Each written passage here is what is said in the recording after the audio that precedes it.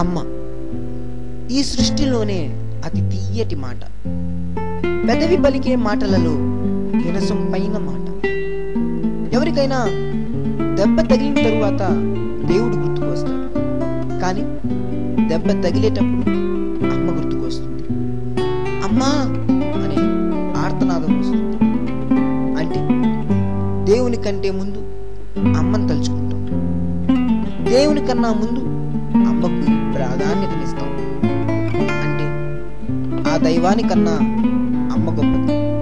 నవమాసాలు మోసి కని పెంచిన బిడ్డలను అమ్మ ఏనాడు భారం అనుకోదు. కానీ వయసుకొచ్చిన బిడ్డలు వయసు మీద పడిన అమ్మను భారం అనుకుంటున్నారు. ఇలాంటి ఈ కాలంలో తన తల్లే తనకు సర్వస్వం అని, తల్లి లేనిదే తను బ్రతకలేను అంటూ తల్లి విలువను చాటి చెప్పే కథే ఈ I love my mother.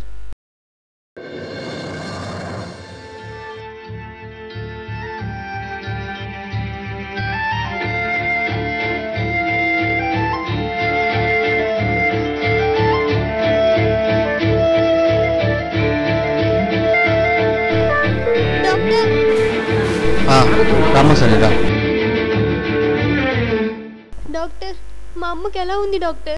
Sorry అమ్మా, మహా అయితే నెల రోజుల మించి బ్రతికే అవకాశమే లేదు.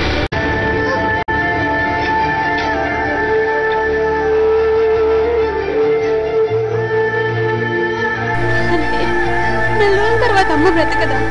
అమ్మ మొహంలో ఆనందం చూడలేనా? ప్లీజ్ డాక్టర్, మా అమ్మని ఎలా అయినా కాపాడండి. ఎంత ఖర్చు అయినా పర్లేదు, ఎంత పెద్ద డాక్టర్నైనా పిలిపించండి, ఎంత ఖరీదైన ఆపరేషన్ అయినా చేయించండి. నాకు మా అమ్మ కావాలి డాక్టర్, నాకు మా అమ్మ కావాలి.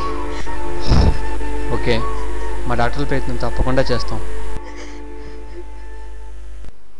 డాక్టర్ గారు, ఏమైంది వాళ్ళ అమ్మకు? అక్యూట్ మైలాయిడ్ లుకేమియా అంటే తెల్ల రక్త కణాలు రాక్షస సంతతిలో పుట్టుకొచ్చి ప్రాణాలను మింగేసే భయంకరమైన వ్యాధి. అయ్యో, ఈ వ్యాధి వాళ్ళ అమ్మగారి విషయంలో మరింత నిర్దయగా వ్యవహరించింది. 4 సంవత్సరాల నుంచి నరకం అనుభవిస్తుంది. మా డాక్టర్లు చాలా ప్రయత్నాలే చేశారు, కానీ అన్నీ విఫలమయ్యాయి. ఇక నెల రోజులు మించి బతికే అవకాశమే లేదు. ఏదైనా అద్భుతం జరగాలి, వాళ్ళ అమ్మ బ్రతకాలి. అంతేలే పాపం. జీవితంలో ప్రతి దశలో, ప్రతి సమస్యలో, ప్రతి సంక్షోభంలో నేనున్నా అంటూ తోడుగా నిలిచిన అమ్మ ఇప్పుడు ఆసుపత్రి మంచం మీద అచేతనంగా పడింది. కొడిగట్టిన దీపంలా కొట్టుమిట్టాడుతుంది. ఏదైనా అద్భుతం జరగాలి, వాళ్ళమ్మ బ్రతకాలి అని డాక్టర్ అన్న ఈ వాక్యం సోని తన మనసులో ఏదైనా అద్భుతం జరగాలి, అమ్మ బ్రతకాలి అని ఎన్నోసార్లు అనుకుంది. రోజు దేవునికి ప్రార్థన చేస్తుంది.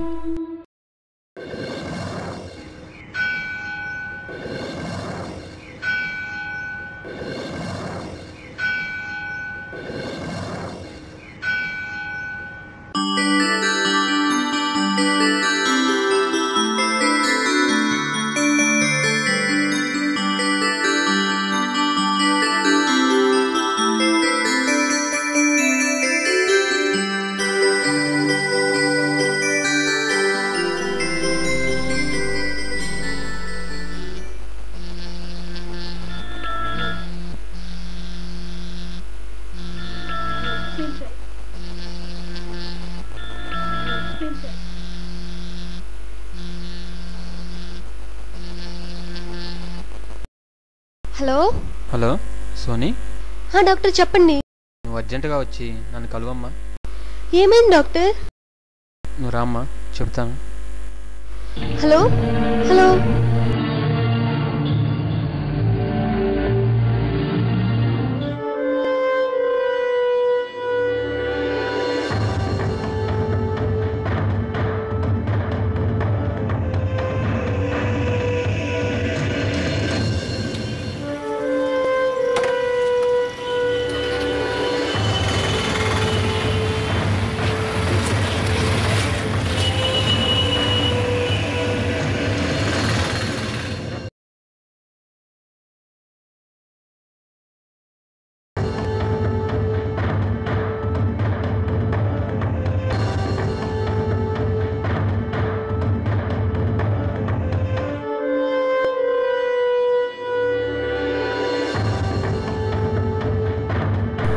డాక్టర్ గారు మీకోసం ఎదురు చూస్తున్నారు, వెళ్ళండి.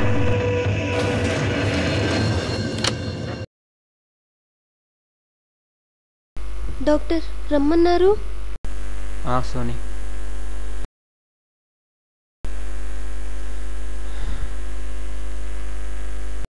మా ప్రయత్నాలన్నీ పూర్తయ్యాయి. డాక్టర్లు చేయని ప్రయత్నం అంటూ లేదు. అందుబాటులో ఉన్న అత్యాధునిక వైద్య సదుపాయాలన్నీ అందించాము. కానీ మీ అమ్మగారిని కాపాడటం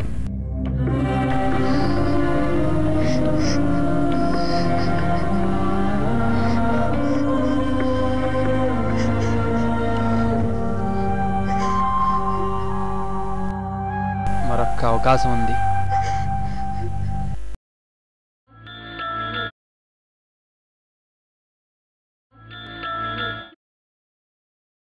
ఏం డాక్టర్?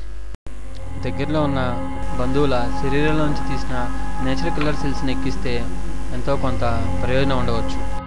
అది కూడా ఖచ్చితంగా చెప్పలేము, ఎందుకంటే అది ఇంకా ప్రయోగ దశలోనే ఉంది. సో నువ్వు సరేనంటే ప్రయత్నిద్దాం. తప్పకుండా డాక్టర్, తప్పకుండా నా శరీరం నుంచి తీసుకోండి. ఓకే, ఇందుకోసం కొన్ని టెస్టులు చేయాలి, చేద్దాం.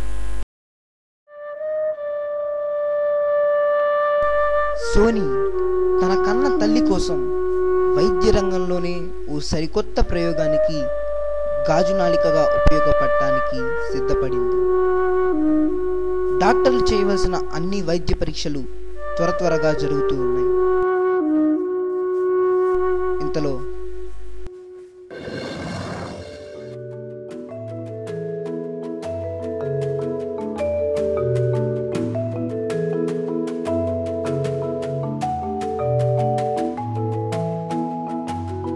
సోనీ గారు, టెస్ట్ చేయడానికి డాక్టర్ గారు మిమ్మల్ని రమ్మంటున్నారు.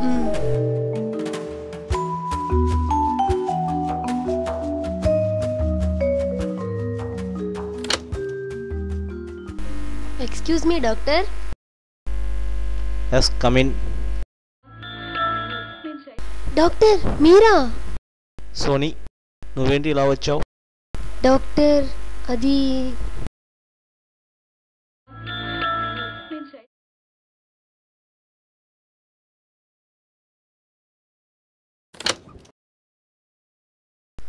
డాక్టర్, మిమ్మల్ని మోహన్ డాక్టర్ గారు కలవమన్నారు. వస్తాను, వెళ్ళు.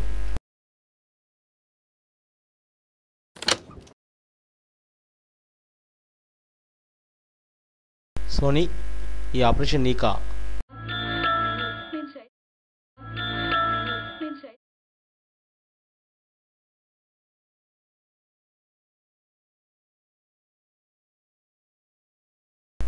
సోనీ, చిన్నప్పటి నుంచి నీ ఆరోగ్య పరిస్థితి నాకు బాగా తెలుసు. నీకు నీడిల్ ఫోబియా ఉంది. నీలో డిప్రెషన్ లక్షణాలు కూడా బాగా కనిపిస్తున్నాయి. ఈ పరిస్థితుల్లో ప్రయోగానికి అంగీకరించడం అంత మంచిది కాదు.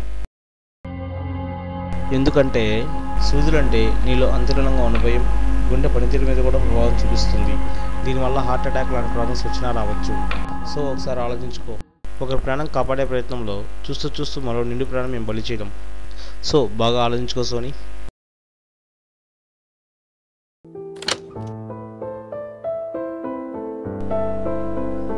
డాక్టర్లు సైకియాట్రిస్టులు ఎంత చెప్పినా అవన్నీ పట్టించుకునే స్థితిలో లేదా.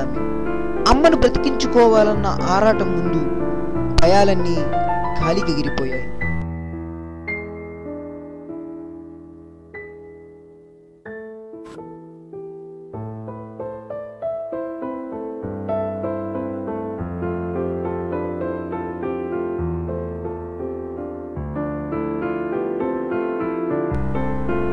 నిన్న మొన్నటి దాకా డాక్టర్ల చేతిలో ఇంజెక్షన్లు చూడగానే కెవ్వుమంటూ కేకలు వేసిన అమ్మాయి ఇప్పుడు చిన్న సూదులు ఒంట్లోకి దిగబడుతుంటే నిబ్బరంగా భరించింది. అది అసలు తన శరీరమే కాదన్నట్లు కళ్ళు మూసుకొని పడుకుంది.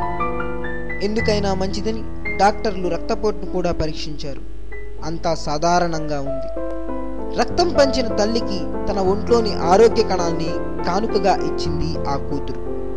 మెల్లమెల్లగా ఆమె తల్లి కోలుకుంది. మహా అయితే నెల రోజులు బ్రతుకుతుందనుకున్న ఆ మనిషి ఇప్పటికీ ఆరోగ్యంగా ఉంది. చికిత్స మాత్రం కొనసాగుతూనే ఉంది. Excuse me doctor. Yes come in Soni. Thank you doctor. ఇందులో మేము చేసిన తక్కువే సోని. నీ ప్రాణానికి రిస్క్ చేసి మరి మీ అమ్మగారిని నువ్వే కాపాడుకున్నావు. సో ఈ క్రెడిట్ అంతా నీకే దక్కుతుంది. లేదు డాక్టర్, మీరు కనుక ఈ ప్రయోగం గురించి నాకు చెప్పకపోయినట్లయితే నా తల్లి నాకు దక్కేది కాదు. Thank you doctor. కన్న తల్లిదండ్రులనే భారం అనుకొని ఎలా వదిలించుకోవాలని ఆలోచించే ఈ రోజుల్లో మీ అమ్మగారి కోసం 4 సంవత్సరాలుగా తపన పడి మరి నీ ప్రాణాలు సైతం లెక్క చేయకుండా మీ అమ్మగారిని నువ్వే కాపాడుకున్నావు. So you are great Soni. Thank you doctor. మరి మా అమ్మని తీసుకెళ్ళొచ్చా? సంతోషంగా తీసుకెళ్ళమ్మా. Thank you doctor.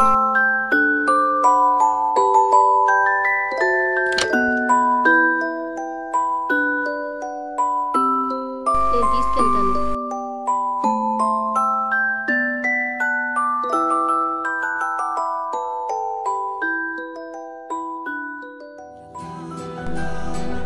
జన్మనిచ్చిన తల్లికి జన్మనివ్వడం ఎంత అపురూపంగా ఉంది కదా.